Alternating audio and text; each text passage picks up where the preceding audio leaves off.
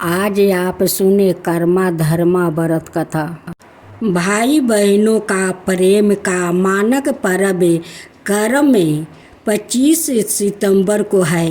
इसकी पूजा के लिए सुहागिन बहनें अपने अपने मैके भी पहुंचने लगी है।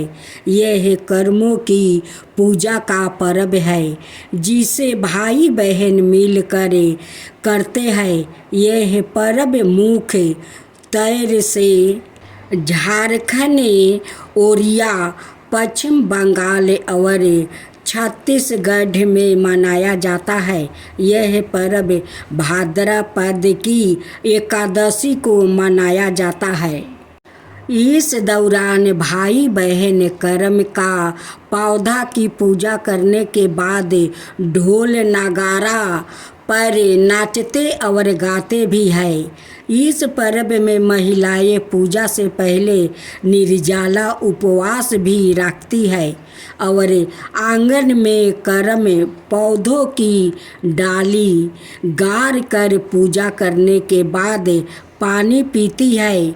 यह पर्व 3 दिनों तक चलता है। पहले दिन भाई बहन करम पौधे की डाल को लाकर घर में रोपते हैं। फिर दूसरे दिन बहनें निर्जला रहकर उसकी पूजा करती है और शाम को पानी पीकर उपवास खोलती है और फिर अगले दिन गीतों के साथ करम के पौधों को नदी या तालाब में प्रवाहित किया जाता है। इन 3 दिनों में घर में उत्साह का माहौल रहता है। घर में काफ़ी पकवान बनते हैं।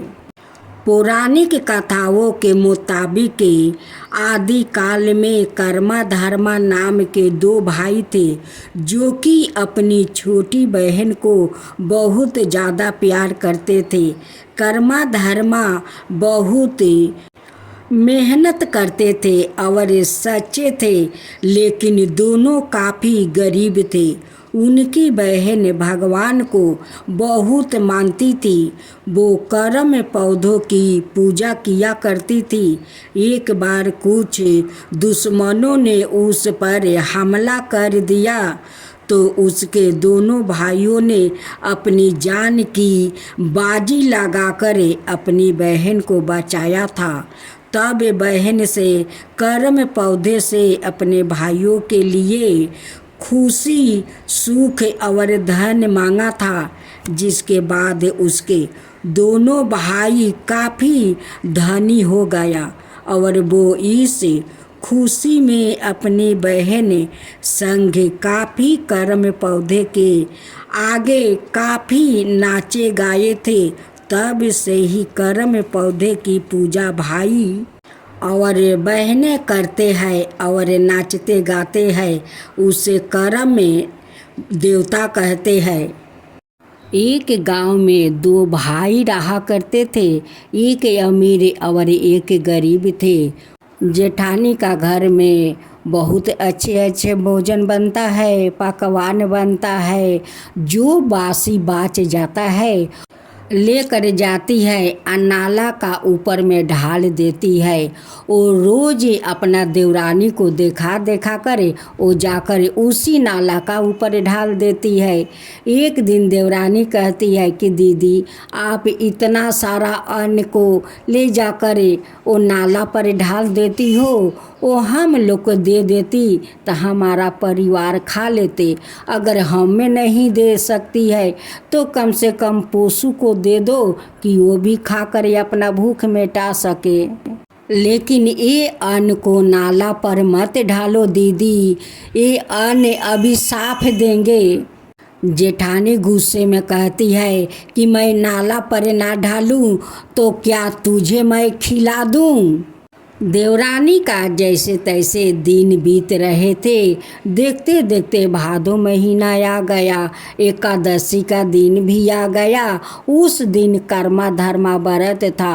उस दिन सभी ने नगरवासी कर्मा धर्मा व्रत कर रहे थे।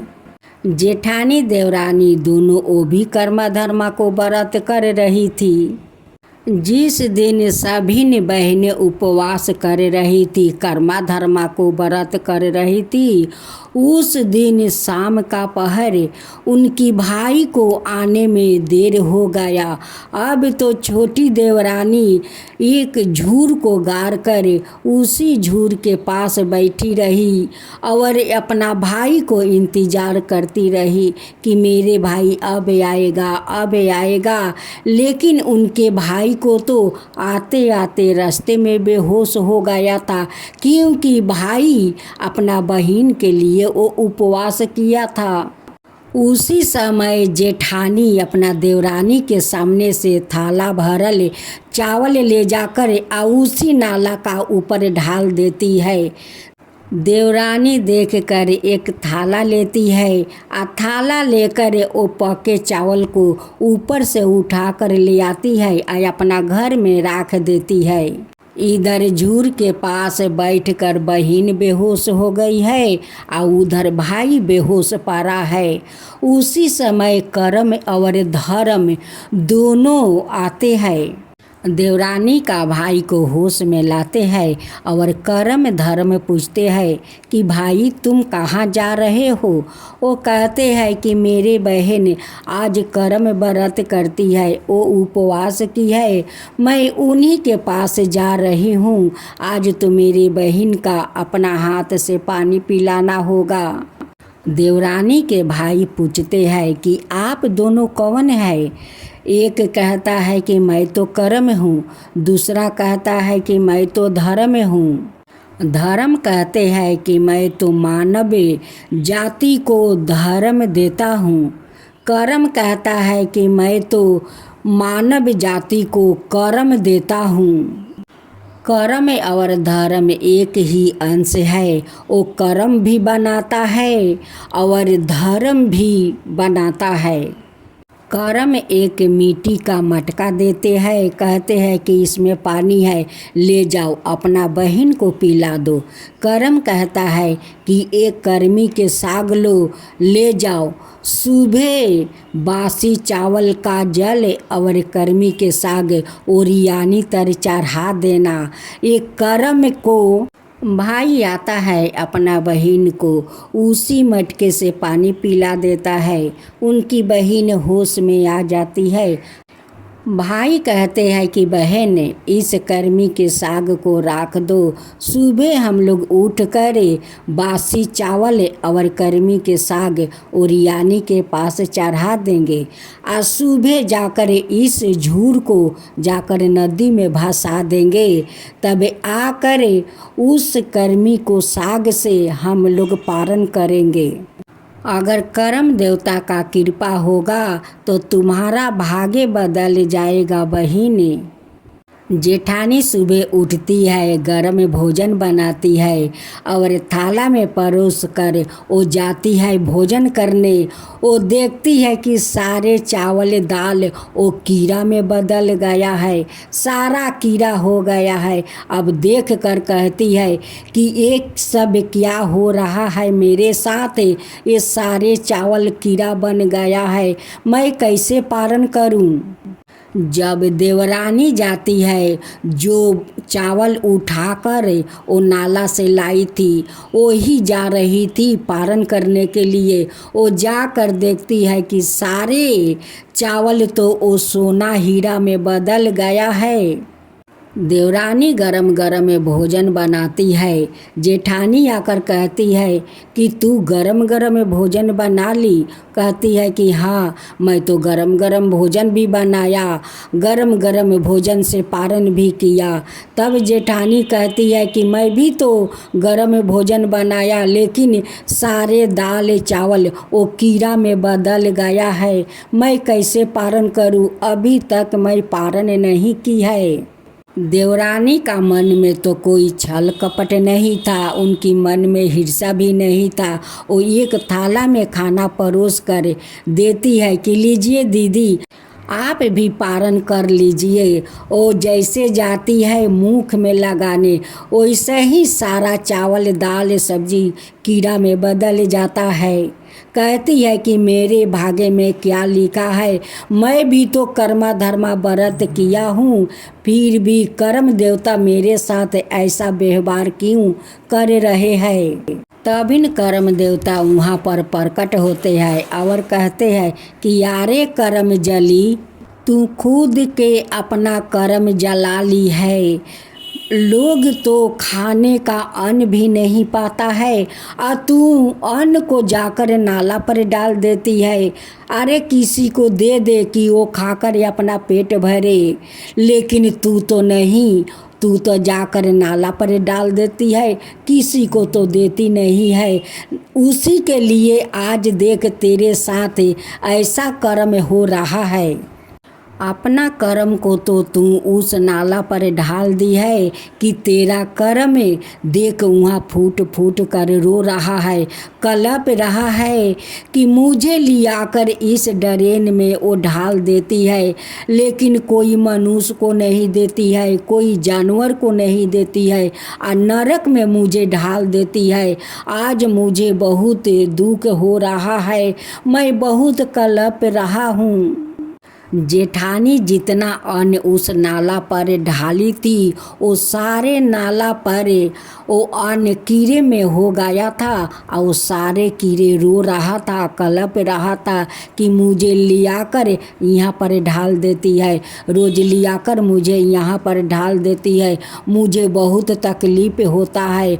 वो सारे दाल चावल वो रो रहा था। वो तो औरत अपना कर्म को जला ली थी। तभी न जेठानी का भाई आते हैं और उस सारे कीड़ा को एक थाला में उठाकर अपना बहन का घर में वो रख देता है और बहन को अपना हाथ से वो पानी पिलाता है। और भाई कहता है कि बहन घर के अंदर चलो, हम दोनों कुछ खाकर हम लोग पारण करते हैं। जैसे अपना बहन को उस घर के अंदर लेकर जाता है, जो थाला में सारा कीड़ा को उठाकर लाया था वो तो अच्छे अच्छे पकवान में बदल गया।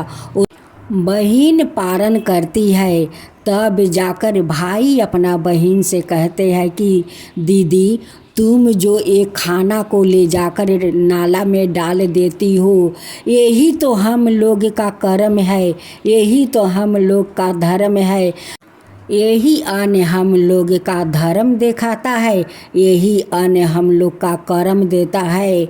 दीदी तुम कर्म तो जला ली, लेकिन मैं आकर आपको कर्म को मैं जगा दिया। यही है कर्म और धर्म।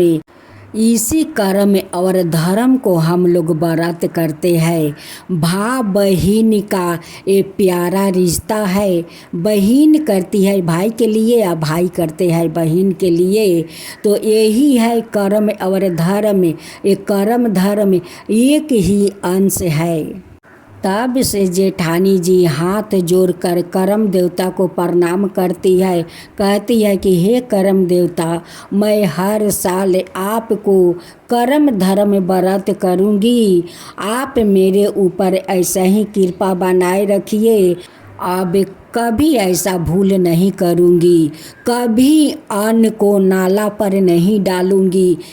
इस अन्न को कोई गरीब दुखिया में खिला दूंगी या गौ माता को खिला दूंगी, लेकिन नाला पर कभी नहीं डालूंगी। मेरे भूल को आप क्षमा कर दीजिए, हे कर्म देवता क्षमा कर दीजिए। तो यही है कर्म और धर्म को व्रत जो भाई बहनें करते हैं।